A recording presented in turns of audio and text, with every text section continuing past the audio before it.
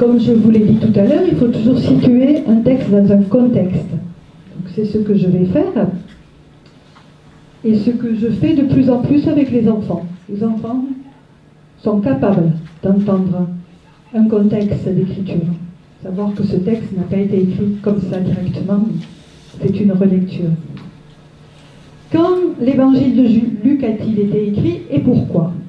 Donc il a été écrit dans les années 80-90. Ça veut dire que c'est 50 ans après, après la mort et la résurrection de Jésus. C'est donc pas un reportage en direct, vous le savez. La spécificité de l'évangile de Luc, c'est qu'il nous donne, il nous proclame la tendresse et la miséricorde de Dieu. Donc il faut relire ce texte à travers cette idée fondatrice de Luc. Qui est Luc?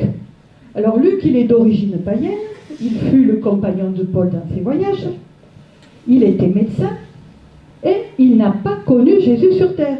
Tiens, c'est intéressant pour nous, parce que nous non plus. Donc on est comme lui. Quand il raconte un récit, ça nous concerne. Et sa question fondamentale, puisqu'il n'a pas vu Jésus sur terre, c'est qu'est-ce que c'est que voir le ressuscité?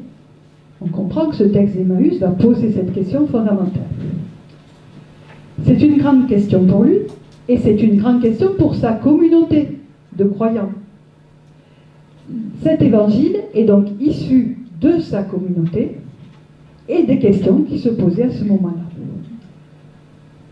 Il va parler pour un monde grec et il va dire l'évangile doit être juif avec les juifs, grec avec les grecs. Il est pour tous. Et il s'adresse en priorité à ceux qui ne connaissent pas le Premier Testament. Donc il va faire le lien entre christianisme et judaïsme. Déjà, vous pouvez peut-être comprendre certains versets de l'évangile d'Emmaüs. Luc 24, donc c'est le dernier chapitre de l'évangile de Luc. C'est comme une conclusion de son évangile. Et il va résumer, reprendre dans ce chapitre-là tous les points, toutes les grandes étapes du ministère de Jésus, comme une synthèse. Il va redire son origine, son ministère de prophète, sa passion. Que s'est-il passé juste avant au chapitre 23? Et les femmes sont venues pour embaumer le corps de Jésus, le tombeau était vide, et 2 hommes leur ont dit, pourquoi chercher parmi les morts celui qui est vivant? Et elles sont allées le dire aux autres. Et le récit de pèlerin Emmaüs se situe après cela. Ça veut dire qu'il n'y a pas d'apparition de Jésus juste avant. C'est la première. D'accord? Il apparaît pour les disciples dans l'évangile de Luc.